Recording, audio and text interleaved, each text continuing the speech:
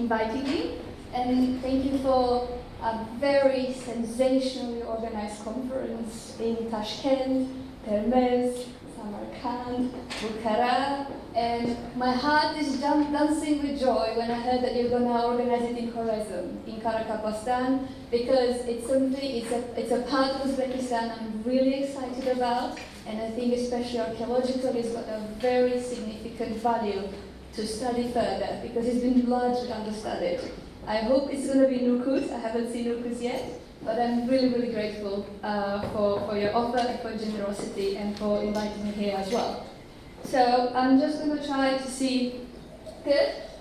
We've been talking about history, and I'm very grateful for colleagues, historians. I hope they don't mind me going a little bit deeper in archaeology, like 5,000 years ago, because as an archaeologist, I think about like lingerie processes, like what kind of events, what kind of developments led to the formation of the Silk Roads. So looking forward, I'm not going to present any of the catalogs yet. I haven't worked on that.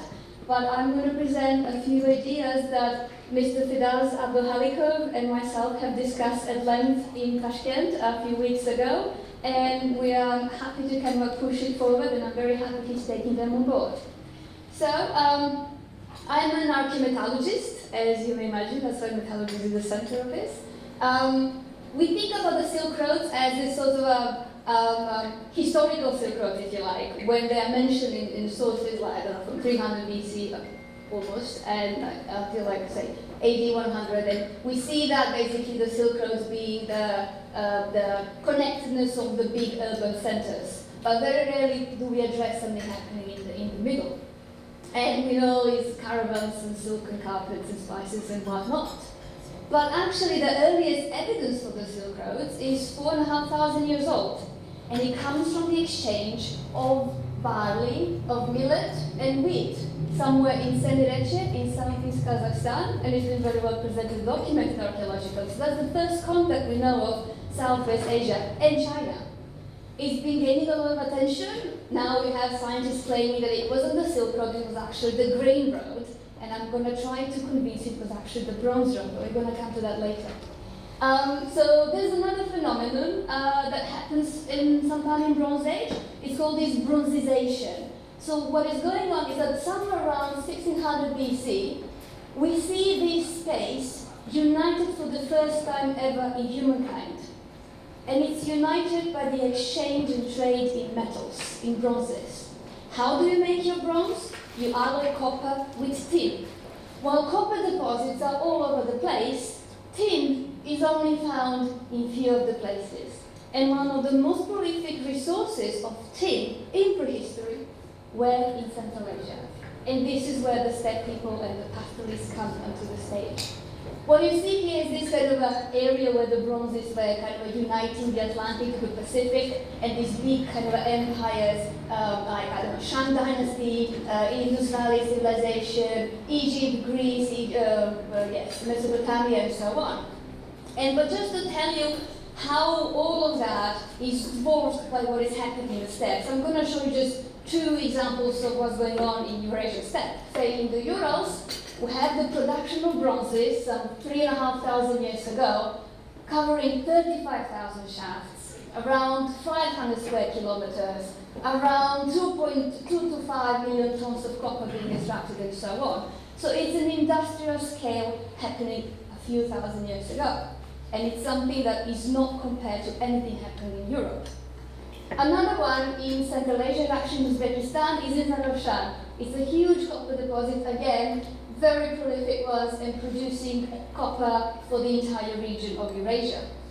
So when we think historically about these nomads in the Eurasian steppes here, we think of them as of these goat herders, horse chasers, chariot drivers, just running around the place and feeding the emerging kind of a leadership of this outer Eurasia. But they were the holders of the major supplies of metals that were feeding directly into the growing political leadership of the early civilizations as we know them historically. And they were the ones actually trading metals, amongst others, but also other commodities like lapis lazuli, like gold, like grapes, and so on. And therefore, they were fueling the first global economic network that we are later to know as the Silk Roads, but I will try to convince you that it was the Bronze Roads at the time. So the key to HRY is to look into technology, organization, and connectedness around these spaces using metals.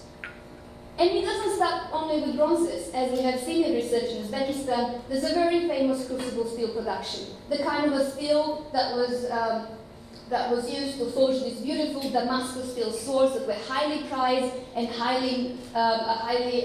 very, very precious commodity at the time, but we don't know where exactly the recipes are coming from. One of the sites is definitely in Fergana Valley, in the site of Asikent, the birthplace of Babur, and some others possibly in India. It's something to be explored further.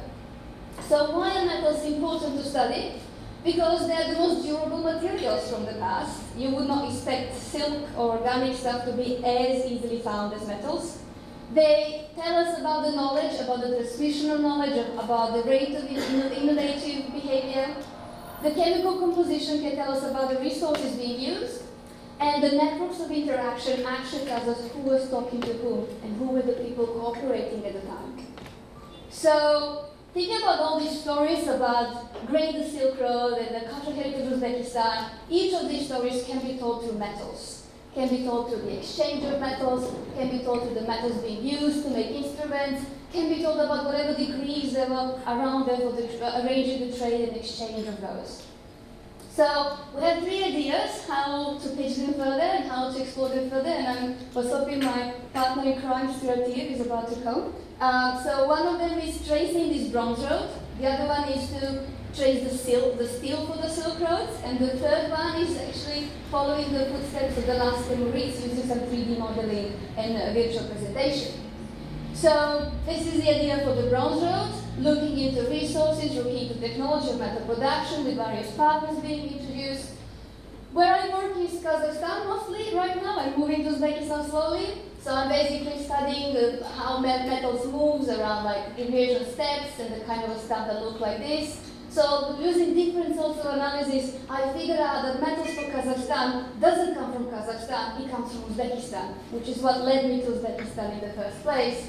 And looking into literally all of these resources here, but also in India, also in the Altai, and how they are connected along these inner Asia mountain corridors that later we see are being translated into the Silk Roads as we know them.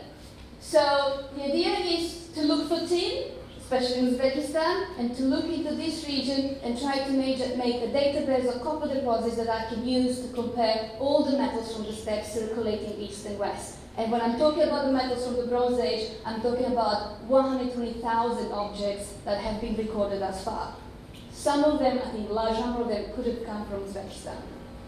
Still for the Silk Roads, again, looking into another metal story that was transforming the society and connecting different urban centers and not so many urban centers along the Silk Roads in the past.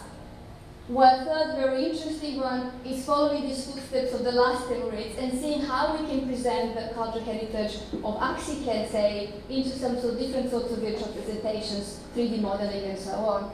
So using detailed area mapping, landscape modeling, high resolution views. I think that we had Firdaus yesterday with Guy Jarai, my colleague from UCL, giving them a tour, virtual tour to some of the sites in Central Asia, but also using different software that can show us future, show us a little bit of virtual reality, and the remote tools of Asikent and virtual reconstruction.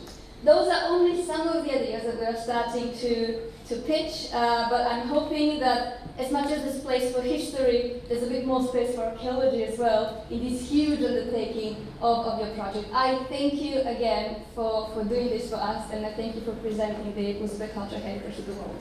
Thank you very much.